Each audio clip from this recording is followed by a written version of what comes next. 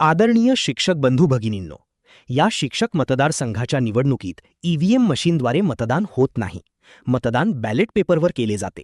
मतदान करताना आपल्या पसंतीच्या उमेदवारासमोर पेनाने पसंती क्रमांक 1, 2, 3 लिहिणे आवश्यक आहे. अनेक शिक्षक बांधवांना ही मतदान प्रक्रिया माहिती नसल्यामुळे कृपया ही बाब सर्वांपर्यंत पोहोचवा. उदाहरणार्थ, जर आपली प्रथम पसंती प्राध्यापक अनिल मधुकरराव काळे यांना असेल तर त्यांच्या नावासमोर 1 असा पसंती क्रमांक लिहा.